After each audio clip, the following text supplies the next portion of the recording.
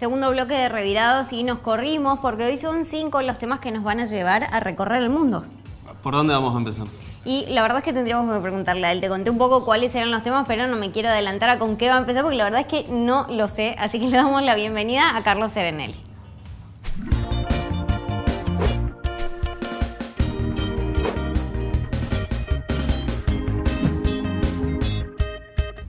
Muy buenos días, y por donde vamos a comenzar es por Brasil, donde continúa el terremoto político. A 2 semanas de la destitución como presidenta de Dilma Rousseff, continúan produciéndose hechos políticos de relevancia, como el que tuvo lugar en el día de ayer, concretamente por la noche, la destitución del presidente de la Cámara de Diputados, Eduardo Cunha, considerado además llamado el arquitecto precisamente del juicio político contra Dilma Rousseff. Otro importante cambio que se produce en el escenario político brasileño de esta manera.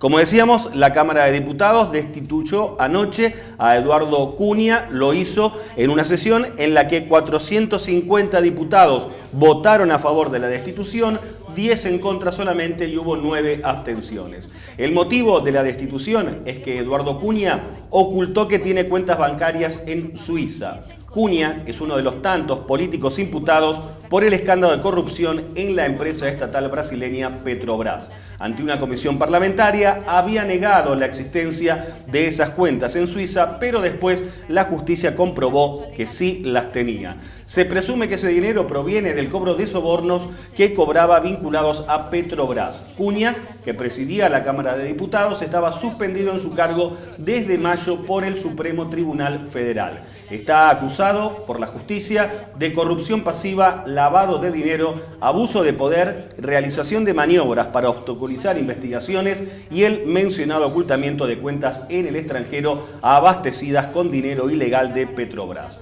Es del partido Movimiento Democrático Brasileño, este diputado ya destituido, Eduardo Cunha, del mismo partido al que pertenece el actual presidente Michel Temer. En diciembre de 2015, Cunha autorizó el pedido de juicio político contra Dilma Rousseff, lo que el pasado 31 de agosto terminó costándole el mandato como presidenta. Anoche, Eduardo Cunha, tras su destitución, dijo: "Este es el precio que estoy pagando para que Brasil quede libre del Partido de los Trabajadores. Me están cobrando el precio del juicio político que acepté y que nadie más estaba en condiciones de hacer en ese momento". Eduardo Cunha, además de ser destituido, ha sido inhabilitado para ejercer cargos públicos durante los próximos 8 años. Vamos a cambiar ahora de país, hablamos de Paraguay, donde la preocupación pasa por otro lado, por la violencia, por los crecientes hechos de violencia que se han registrado en los últimos días en ese país y que ha tenido también incluso un muerto, un soldado que apareció con un tiro en la cabeza la semana pasada. Se trata de un soldado de 27 años de edad, llamado Pedro Rodrigo Rivero Rojas, quien llevaba 3 días desaparecido y fue encontrado en un descampado, como decíamos, maniatado y con un disparo en la sien. Este soldado era custodio del Banco Nacional de Fomento y portaba 2 fusiles de guerra M16. Se cree que bajo engaños fue llevado al descampado, donde lo asesinaron presumiblemente para robarle las armas. Los investigadores estiman que este asesinato es obra de miembros de la guerrilla del Ejército del Pueblo Paraguayo. En otros hechos de violencia registrados recientemente en Paraguay, el viernes fue baleado el frente del periódico La Jornada en Ciudad del Este y el sábado fue atacada con granadas una radio de Asunción que es propiedad del presidente del Congreso, el opositor Roberto Acevedo. Como consecuencia del ataque a esa radio resultaron heridas la conductora de un programa y un invitado que estaba en ese momento en ese estudio. Estos ataques a medios de comunicación paraguayos parecen tener vinculación ya no con el Ejército del Pueblo Paraguayo, sino con grupos dedicados al tráfico de drogas. Nos vamos ahora a Estados Unidos, donde toda la atención está centrada en la candidata a presidente demócrata Hillary Clinton, concretamente en su estado de salud, lo que tiene muy preocupados a los integrantes de su propio partido. Se venía hablando desde hacía bastante tiempo sobre el estado de salud de Hillary Clinton, pero todo eclosionó de manera espacial el pasado domingo, cuando durante un acto público en recuerdo de las víctimas de los atentados del 11S en Nueva York, tuvo que retirarse antes y tuvo que ser auxiliada. Hillary de 68 años de edad, perdió el equilibrio, como estamos viendo, 2 veces antes de subirse al auto en el que se la llevaron desde el acto y casi se cayó al subir a ese vehículo. Posteriormente, un equipo médico informó que sufre una neumonía. Por ese motivo, canceló sus apariciones públicas previstas para ayer y hoy.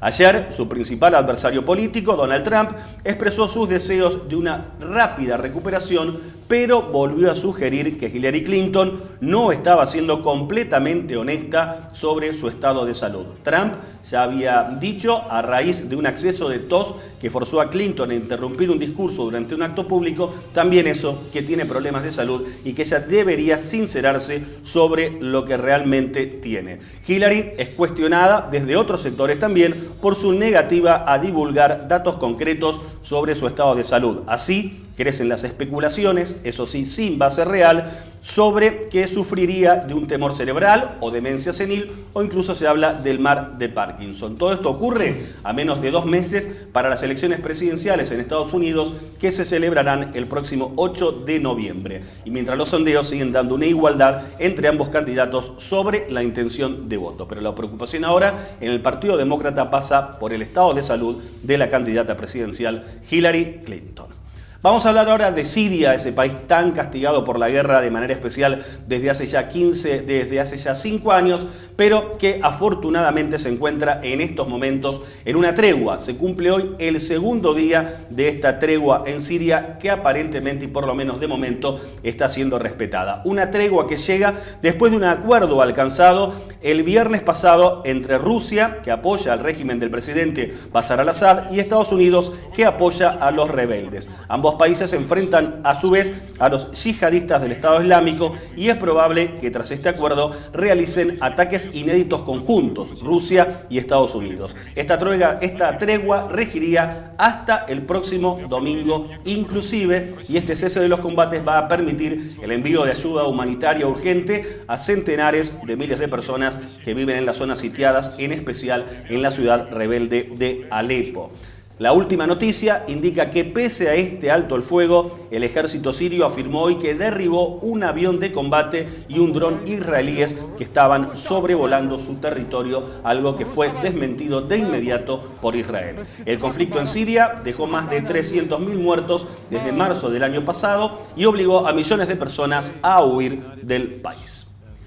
Y hablamos en último término de Corea del Norte, que está causando una gran tensión y una gran preocupación en el concierto mundial por sus ensayos nucleares. Concretamente, el último que realizó fue el más potente de su historia y ha provocado una reacción por parte de Estados Unidos, que ha querido demostrar también su poderío militar como forma de intimidar de alguna manera a Corea del Norte. En ese contexto, 2 bombarderos de Estados Unidos sobrevolaron hoy Corea del Sur en una demostración de fuerza contra Corea del Norte 4 días después de su 5º ensayo nuclear, como decíamos, el más potente realizado el viernes pasado. Según informó el gobierno, ensayó con una cabeza nuclear susceptible de ser montada en un misil.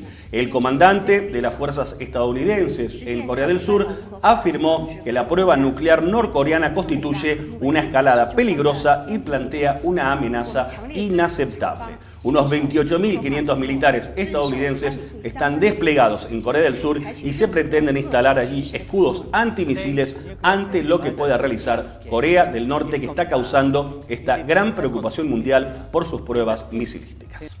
Y con esto cerramos nuestro resumen internacional de hoy. Bien, Carlos, te vemos el martes que viene entonces. Hasta el próximo martes, nos vemos.